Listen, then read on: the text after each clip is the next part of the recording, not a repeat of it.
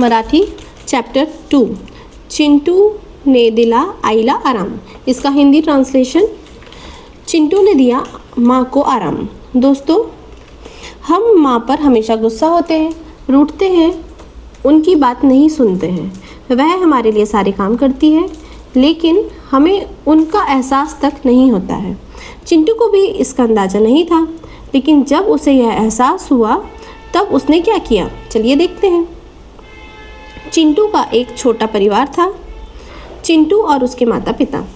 इसलिए चिंटू को बहुत लाड़ प्यार से उन्होंने पाला। चिंटू के बहुत लाड़ प्यार होते थे। चिंटू बहुत होनहार था। उस दिन चिंटू के स्कूल में निबंध लिखने के लिए कहा गया।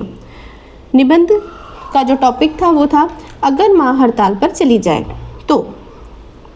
चिंटू तो होनहार ही था, उसने तुरंत निबंध लिखना शुरू कर दिया। रोज़ सुबह माँ की आवाज़ कानों में पड़ते ही मेरी आँख खुल जाती है। मेरे लिए नाश्ता बनाने के बाद वह मुझे उठाती है। मेरे कपड़े प्रेस किए हुए हैं या नहीं, मेरा स्कूल बैग भरा हुआ है या नहीं, स्कूल का होमवर्क मैंने किया है या नहीं, वह सब देखती है। पापा मुझे स्कूल छोड़ने आते हैं, फिर वह घर का काम समेटकर पार्ट टाइम जॉब पर जाती है। मेरे स्कूल से घर आने तक वह घर आ चुकी होती हैं। मेरे लिए खाना बना कर रखती हैं। खाना खाने के बाद वह मेरी पढ़ाई लेती हैं। शाम को मेरी पसंद का नाश्ता बना कर देती है और खेलने भेजती है। शुभम करोती शाम की प्रार्थना और पहाड़े सुनाती हैं।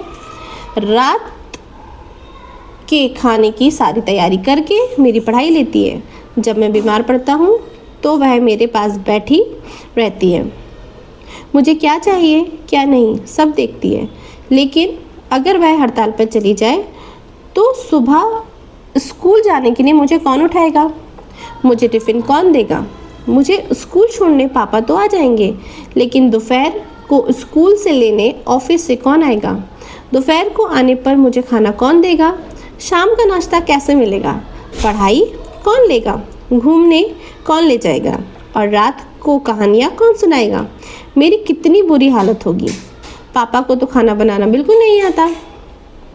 ऐसा सब कुछ उसने अपने निबंध में लिखा और यह निबंध लिखते लिखते उसे यह एहसास हुआ कि अरे हमने इतना बड़ा निबंध तो लिख दिया, लेकिन सचमुच अगर माँ हड़ताल पर चली गई तो हमारा क्या होगा, क्योंकि हमारा हर छोटा बड़ा काम उसी पर निर्भर है। यह बात हमारे ध्यान में कभी आई ही नहीं। हम माँ को कितना ग्रांटेड मान लेते हैं। जब वह मना करती है तब भी हम कितनी मस्ती करते हैं। बेचारी माँ लगातार काम करती रहती है। वह कभी कुछ बोल दे तो हम रूठ कर बैठ जाते हैं, लेकिन उसे कभी ठीक ना लगे, तबीयत खराब हो तो क्या हम कभी इस पर विचार करते हैं, क्या उसे एक छोटा सा थैंक यू कहते हैं।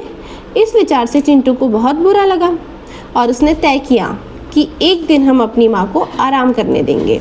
बस फिर क्या था, शाम को जब पापा ऑफिस से घर आए तो उसने पापा को यह बात बताई और उसके बाद आने वाले रविवार को उन्होंने माँ को पूरा आराम करने दिया।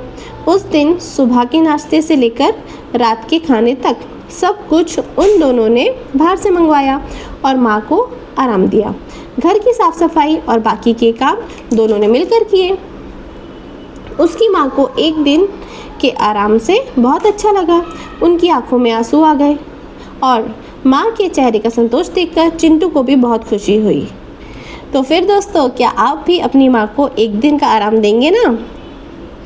अगर आपको ये ट्रांसलेशन अच्छा लगा हो और मराठी के ऐसे ही ट्रांसलेशन समझना हो तो चैनल को सब्सक्राइब करिए और इसे शेयर करिए।